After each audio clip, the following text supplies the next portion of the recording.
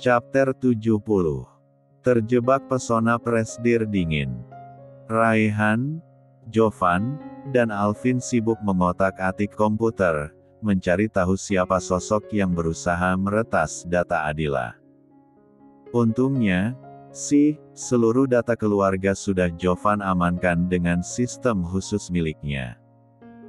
Jadi, data Agila aman, deh. Ketemu, Dat? Tanya Jovin yang sedari tadi memperhatikan sambil memakan snack. Raihan menggeleng. Belum, sayang. Ish. Ini pertama kalinya Jovan gak bisa retas akun orang. Kesal Jovan. Kayaknya aku harus latihan lagi, Cih. Raihan mengusap kepala putranya lembut. Tenang aja, San. Dedi akan suruh tim IT perusahaan Dedi buat bantu. Kamu jangan terlalu diforsir tenaganya, nanti sakit, tutur Raihan yang khawatir dengan kondisi sang anak. Segenius apapun kedua bocah itu, tubuh mereka masih kecil, masih dalam tahap pertumbuhan. Memaksakan diri untuk melakukan sesuatu itu bisa membahayakan diri mereka sendiri. Tapi, Dat, gimana kalau orang ini punya niat jahat sama Momi? Jovan. Hei, San. Raihan memotong kalimat putranya. Ia paham, Jovan mencemaskan Akila, lelaki kecil itu takut sang Momi dalam bahaya. Dedi ada di sini. Dedi akan lindungi Momi, Jovan, sama Jovin. Itu tugas Dedi sekarang. Jovan tenang aja, ya. Jovan sama Jovin itu kekuatan Dedi, kalau kalian sakit, Dedi malah sedih dan jadi lemah. Dedi janji akan berusaha cari orang ini. Jovan tenang aja, ya, sambung Raihan menenangkan putranya. Kata-kata Raihan sukses merasuk ke relung hati Jovan. Lambat laun, si kecil jenius itu berangsur tenang. Ia percaya bahwa dadinya ini bisa diandalkan. Dedi janji, kan? Jovan menyodorkan jemari kelingking kecilnya. Raihan menautkan jarinya ke jari sang anak. Dedi janji akan berusaha, San. Raihan, Jovan, dan Jovin sepakat untuk menyembunyikan perihal masalah ini dari Agila. Ketiganya tahu kalau wanita itu kesehatannya sedikit terganggu akhir-akhir ini. Paras Momi si kembar yang biasanya ceria lebih sering terlihat pucat. Momi, panggil Jovan sewaktu melihat Ayla tengah duduk menanti mereka di ruang tamu Mansion Revalino. Saat ini, si kembar baru saja pulang dari kantor Dedi mereka ketika hari menjelang sore. Akila tersenyum. Melambaikan tangan, kode agar anaknya mendekat. Jovan dan Jovin menurut. Keduanya berjalan mendekati Agila. Momi mau ngomong sesuatu, kata Akila to the point. Ia tidak suka basa-basi. Ngomong apa, Mom? Tanya Jovin keheranan. Air muka Agila serius sekali, loh. Sebelum Agila mengeluarkan suara, Raihan, Robert, Jesse, dan Reva datang. Mereka turut bergabung di ruang tamu. Bagus, deh. Aku jadi nggak perlu ngomong 3 kali. Momi dapat misi dari pusat, Twins, ucap Agila langsung. Jovan dan Jovin was-was seketika. Firasat kedua bocah itu langsung tidak enak. Apapun yang menyangkut misi IAF, sudah pasti nyawa taruhannya. Misi apa, Mom? Tanya Jovan memberanikan diri. Misi ke Paraguay, Boy, jawab Agila yang kesulitan menjelaskan. Jika diterangkan secara gamblang, ia yakin dengan segenap hati kalau kedua bocah itu tidak akan mengizinkan. Misi tingkat apa? Sekarang giliran Jovin yang bertanya. Agila tersenyum kikuk. Bohong aja kali, iya. Tapi, kalau bohong, itu sama aja aku ngajarin yang enggak-enggak dong sama anak aku sendiri. Misi tingkat Super S, jawab Agila jujur sekaligus pasrah. Mata si kembar terbelalak. Bukan hanya Jovan dan Jovin saja, melainkan seluruh anggota keluarga Revalino. Mereka semua tahu bahwa misi paling berbahaya di IAF adalah tingkat S. Lalu, apa ini? Misi tingkat Super S. Mau cari mati? Iya. No, Mom. Jovan gak izinin. Seru Jovan tak ingin dibantah. Jovin gak akan biarin Mommy pergi ikut misi. Sahut Jovin yang juga tidak ingin Agila pergi menjalankan tugas. Mendengar kalimat kedua buah hatinya, Agila menghembuskan napas panjang. Sudah ia duga, meraih kata, setuju, saat ini adalah hal yang mustahil. Jovan dan Jovin tidak akan memberi izin sekalipun Agila sampai mengemis. Tingkat keposesifan si kembar memang melampaui segalanya. Twins, ini itu tugas Mommy sebagai agen pengaman dunia. Izinin Mommy, ya, pinta Agila memelas. Pasalnya, ia juga tidak bisa membiarkan rekan-rekannya menangani misi sesulit ini tanpa dirinya. Masa iya dirinya berleha-leha di rumah, sementara mereka berjuang hidup dan mati di sana. Tidak solidaritas sekali itu namanya. Tanpa babi bu, Jovan memeluk Agila dan menangis kencang. Tubuh wanita itu menegang seketika, ini pertama kalinya ia mendengar isak tangis sang putra setelah bertahun-tahun lamanya. Hei, boy. Agila mengusap kepala Jovan penuh sayang. Nggak boleh pergi. Hiks. Jovan nggak mau Mommy kayak dulu, masuk rumah sakit, koma berhari-hari. Mommy tidur terus di rumah sakit, Hiks. Jovan nggak mau, Mom. Rengek Jovan sesenggukan. Jovin yang mendengar kakaknya menangis ikut berkaca-kaca.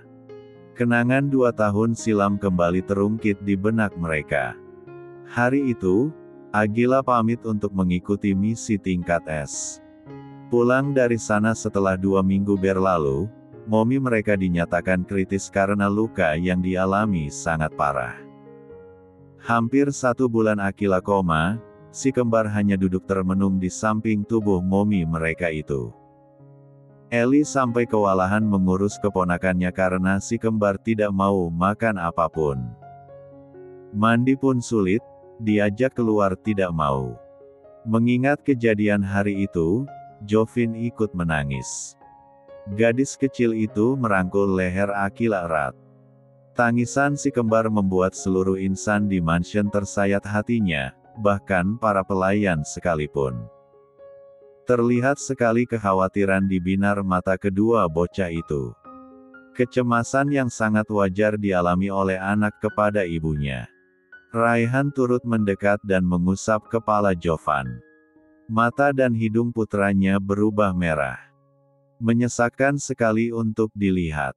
Tetaplah di sini, Oil, kata Raihan berusaha membujuk pula. Tapi, Rai, masalah di sana itu serius. Aku nggak mungkin ngebiarin rekan-rekanku berjuang sendirian. Kami satu tim, harusnya kami terus sama-sama, papar Agila yang masih sulit untuk merelakan misi ini. Ditambah lagi, wanita itu tidak tahu harus memberi alasan apa jika seandainya dirinya tidak bisa ikut serta.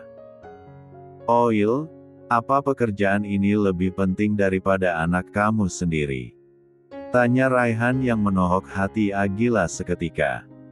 Wanita itu terdiam 1000 bahasa.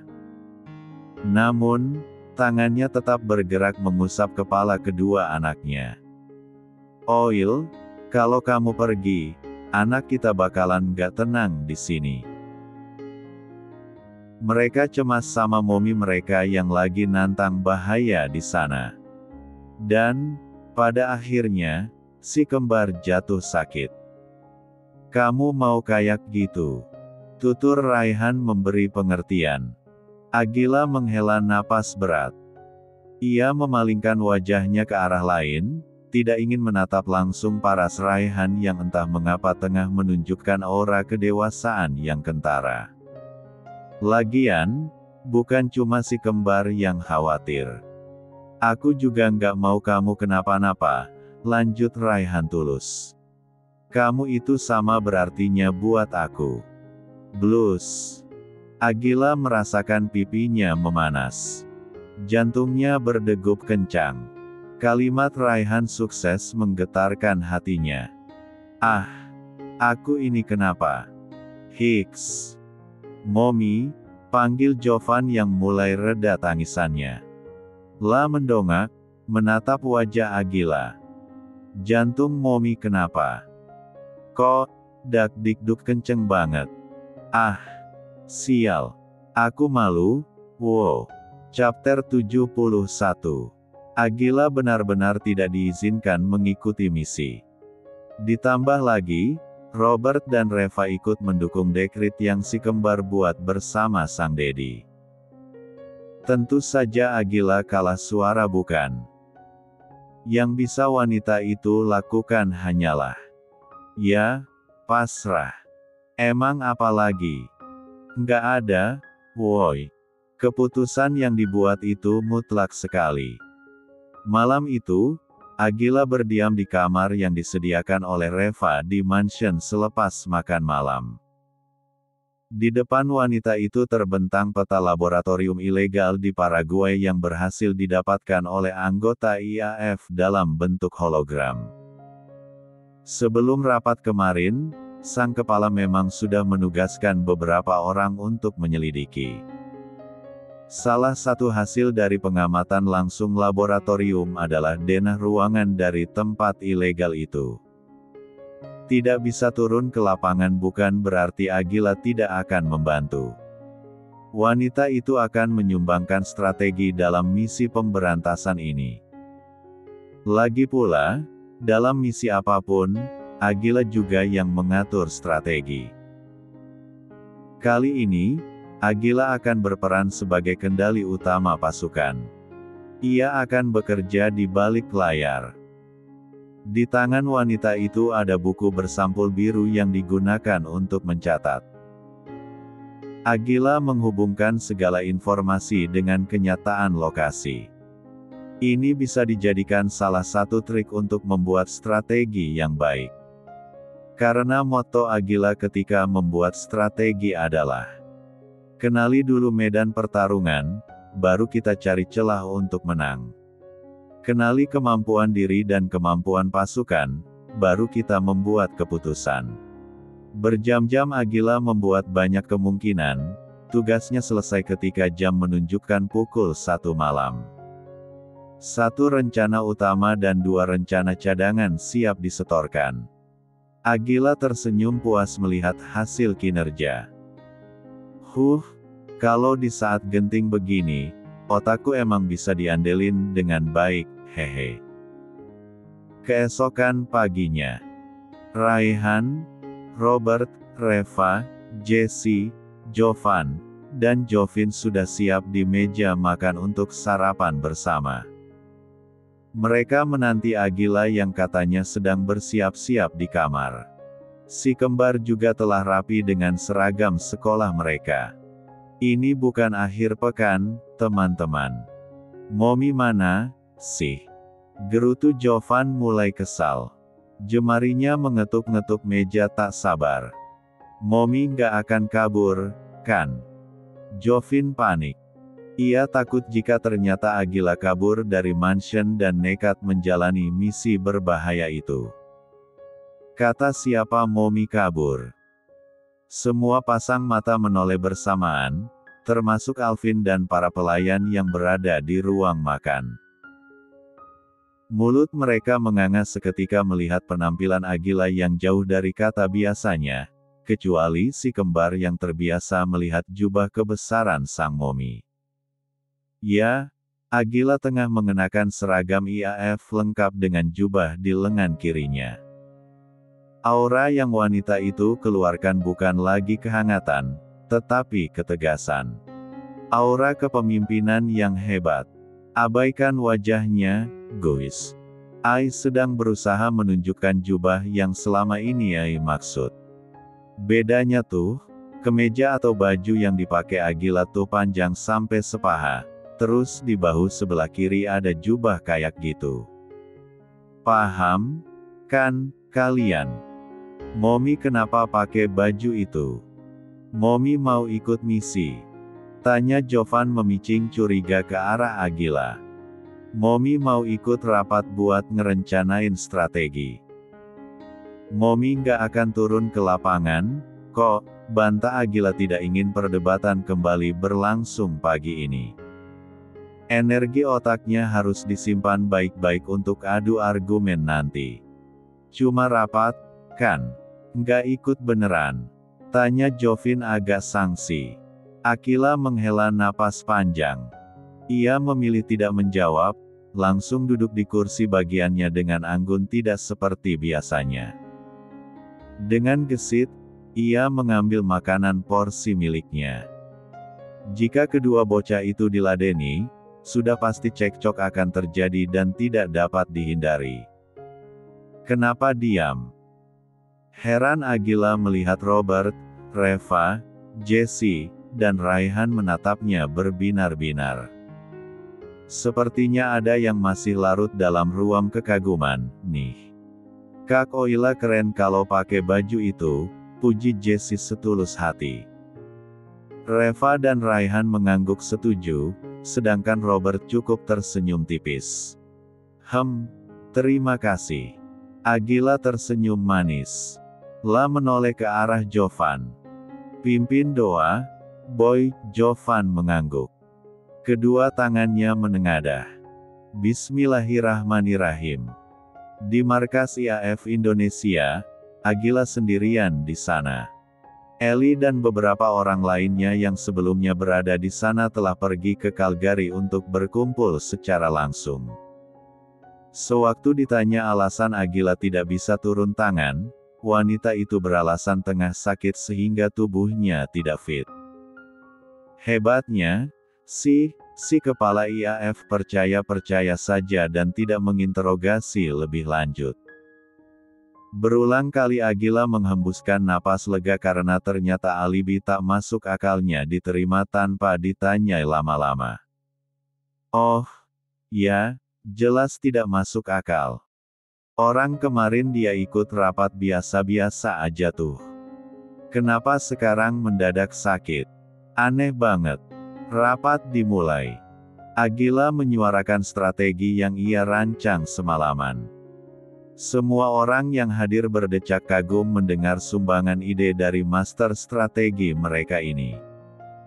Sangat hebat dan rincin sekali. Agila selalu memberikan setiap kemungkinan yang terjadi dan menyiapkan rencana cadangan jika situasi yang terjadi jauh dari bayangan. Setelah perundingan, strategi Agila diterima dengan sedikit tambahan masukan. Rapat selesai. Sambungan diputus. Tak berselang lama, muncul 7 hologram baru yang menampilkan paras-paras menawan. Ketujuh insan itu adalah pasukan khusus di IAF yang berada di bawah naungan Agila secara langsung. Mereka hasil didikan Agila. Saya memiliki tugas baru untuk kalian, ucap Agila memperhatikan paras ketujuh anak buahnya. Untuk misi ini, saya tidak bisa turun tangan secara langsung. Jadi, saya ingin kalian yang menggantikan saya di sana. Apa perintah diterima? Siap, perintah diterima. Jawab ketujuhnya tegas. Agila tersenyum puas. Saya akan memonitor semuanya dari sini. Setiap langkah yang kalian ambil harus menanti perintah dari saya, jangan bertindak tanpa titah saya. Pelajari dan jalani, paham.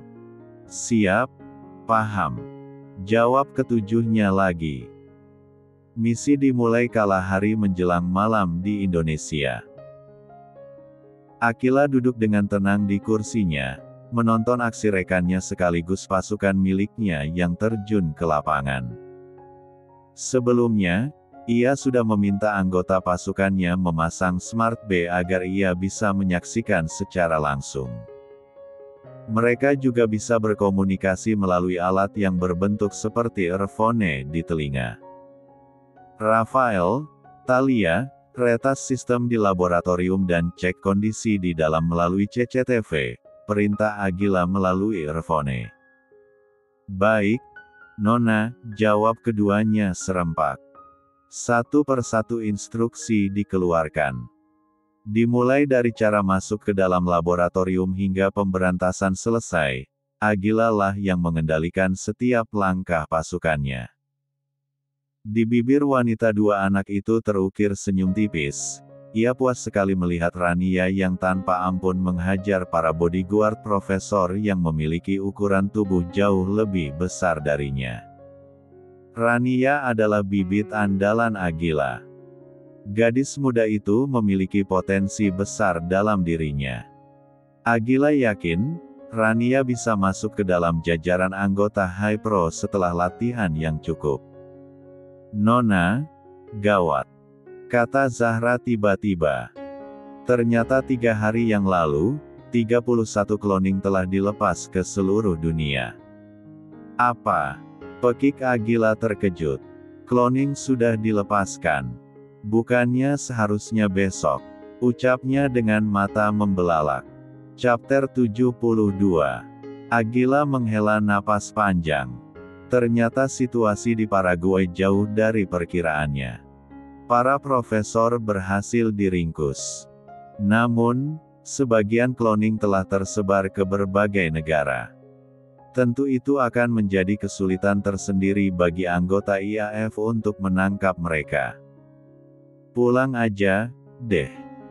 Kepalaku pusing, gumam Aquila memijati pelipisnya yang pening. Aquila baru pulang dari markas ketika jam menunjukkan pukul 11 lebih. Jalanan saja sudah sangat sepi. Sayangnya, perjalanan Aquila tidak semulus keinginan.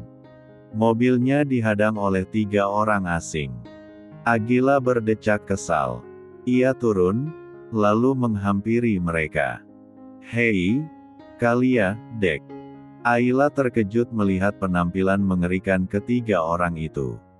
Wajah mereka tidak karuan, posisi mata ada yang di bawah, hidung dengan satu lubang, dan macam-macam yang sangat aneh. Sumpah, Aquila hampir muntah melihat ketiganya. Jangan bilang ini kloning yang disebar itu. Jadi, mereka udah sampai ke Indonesia. Karena tidak tahan, Aquila menyerang mereka duluan. Pokoknya ingin segera diakhiri agar tidak ada hambatan lagi. Pertarungan pun tak dapat dielakkan. Jika diperhatikan, pergerakan para kloning itu sebebas manusia asli. Namun, satu pukulan mereka sangat kuat. Beberapa bagian tubuh Aquila sampai memiliki memar. Untung saja ketiganya tidak mengenakan senjata apapun. Butuh lebih dari 30 menit bagi Aquila menumbangkan mereka. Pasalnya, ketiga kloning itu harus ditikam 3 kali baru mati. Ini nyawa mereka ada 3 gitu. Woi, nggak jelas banget. Aquila terengah-engah hebat. Wajahnya babak belur di beberapa sudut. Yakin, deh, si kembar pasti mengomel di mansion nanti. Ditambah lagi, kondisi tubuh Aquila memang tidak sepenuhnya baik. Kayaknya, wanita itu mendapat karma karena sudah membohongi banyak insan di IAF pagi tadi. Ingat, kan, kalau Aquila beralasan sakit agar tidak ikut turun ke lapangan. Senjata makan tuan ini namanya. Perjalanan kembali dilanjut. Aquila sampai di mansion hampir pukul 12 malam. Wanita itu berjalan sempoyongan. Suasana mansion sangat sepi, namun lampu di ruang tamu masih menyala. Itu artinya, masih ada yang terjaga di sana. Agila masuk perlahan. Di ruang tamu yang merangkap sebagai ruang keluarga ini suasananya terang benderang. Di sana, di meja, ada sosok lelaki yang fokus menghadap laptop, mengetik dan membaca sesuatu. Rai belum tidur. Agila masuk lebih dalam. Kok baru pulang? Oh iya. Pekik Raihan terkejut. Buru-buru ia menopang tubuh Agila yang hampir ambruk. Kamu kenapa? Muka kamu kenapa lebam semua? Terlihat jelas binar kekhawatiran di mata Raihan. Lelaki itu kian panik merasakan tubuh wanitanya lebih tinggi dari biasanya. Kamu demam? Oil. Tanpa menunggu jawaban, Raihan membopong Agila menuju kamar wanita itu. Dia menurunkannya di kamar mandi, meminta Agila untuk berganti pakaian agar lebih nyaman beristirahat.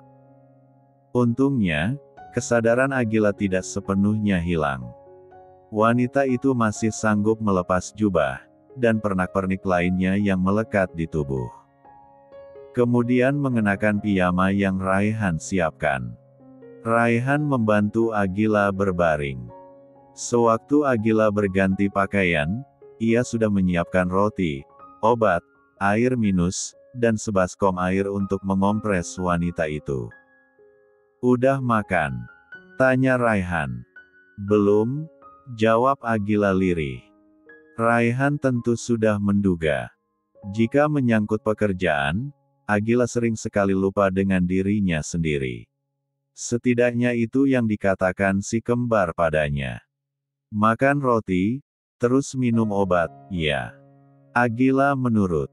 Lama makan roti sodoran Raihan dengan tidak berselera. Lanjut meminum obat yang disediakan. Sepanjang malam, Raihan duduk di sebelah Agila, menjaga wanita itu yang suhu tubuhnya kian bertambah, bukan berkurang. Ia mengompres dahi Agila dengan air agar suhunya lebih cepat normal. Kenapa kamu bisa sakit gini, sih, Oil? Aku beneran khawatir, Iho, ini. Agila terlelap dengan mudah. Parasnya lebih pucat dari sebelumnya. Bibirnya cenderung berwarna putih, kantung matanya pun menghitam, lengkap dengan lebam di sana-sini. Astaga! Bagaimana bisa Raihan tidak memerhatikan calon istrinya ini? Tidak, aku itu sayang sama Agila. Aku perhatian, kok, sama dia. Get well soon, my Guin, bisik Raihan tepat di depan wajah Ayla. Lalu, kap, satu kecupan mendarat di kening. Raihan tersenyum tipis. Kalau lagi tidur, kelihatan lucu, ya. Pandangan Raihan turun ke bisbir. Birai yang biasanya berwarna pink itu mendadak hilang digantikan warna pucat. Raihan menipiskan jarak dan kap. Satu kecupan mendarat di bisbir Agila.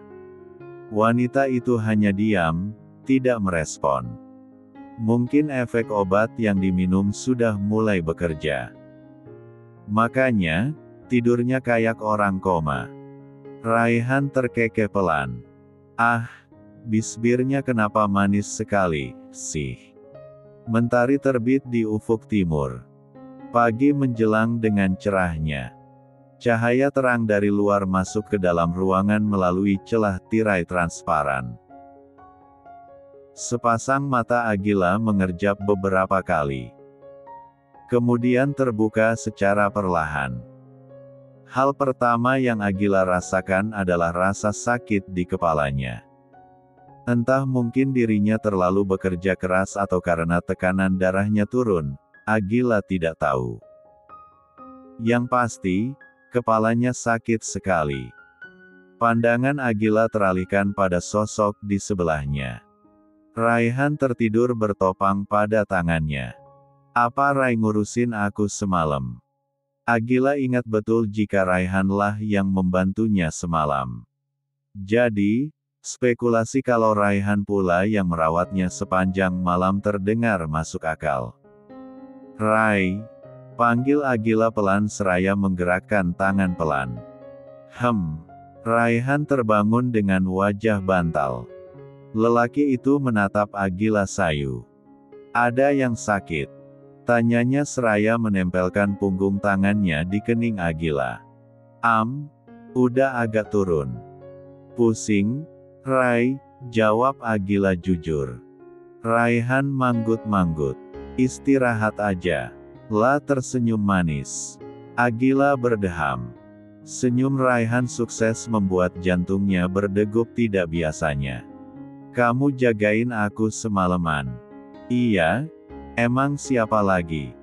Makasih, ya. Nggak gratis, Oila. Agila menaikkan sebelah alisnya. Ia duduk bersandar menggunakan bantal yang ditumpuk. Kamu minta bayaran? Iya, sahut Raihan tenang. Agila mendesis. Hilang sudah penilaian tambahan untuk Raihan. Ternyata lelaki itu mengharapkan pamrih darinya. Ya udah, kamu mau apa? Raihan menunjuk ke satu arah. Aku mau ini. Kap. Agila terbelalak ketika Raihan tiba-tiba mencium bisbirnya. Kedua tangannya dikunci di samping kepala. Tidak hanya sekadar mengecup, lelaki itu bahkan meluks mat bisbirnya. Hei, sementara itu, di ruang makan. Momi sama Dedi mana, sih? Gerutu Jovin kesal karena kedua orang tuanya belum hadir. Tangannya dilipat di depan dada dengan bibir mengerucut. Momi udah pulang belum? Iya. Tanya Jovan entah pada siapa. Udah, sayang.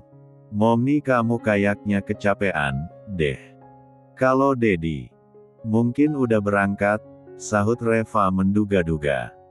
Kalau gitu, biar Jovan anterin makanan buat Momi. Ya, Grandma, pinta Jovan hendak meraih piring baru untuk Agila. Reva mencegah Jovan dengan cepat. Biar Grandma aja, sayang. Kamu makan aja, nanti terlambat sekolah, loh. Selepas si kembar berangkat sekolah, Reva mendatangi kamar Agila, ingin memastikan apakah wanita itu tengah tidur atau tidak. Jika sedang tidur, kan, kasihan kalau dibangunin. Reva membuka pintu begitu saja tanpa mengetuk. Sepasang matanya terbelalak melihat pemandangan di depan. Raihan tengah mengukung Agila di ranjang. Refleks Reva membekap mulutnya ketika mendengar suara aneh Agila. Rai, jangan di situ, engheh. Seh. Kap, kap, kap. Suara-suara kecupan basah terdengar jelas. Buru-buru Reva keluar dari sana sebelum kehadirannya diketahui. Ya ampun, apa itu artinya? Bentar lagi aku punya cucu lagi.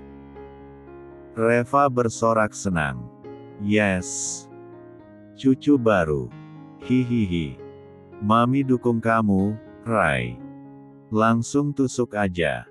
Abis itu tinggal nikah, hehe.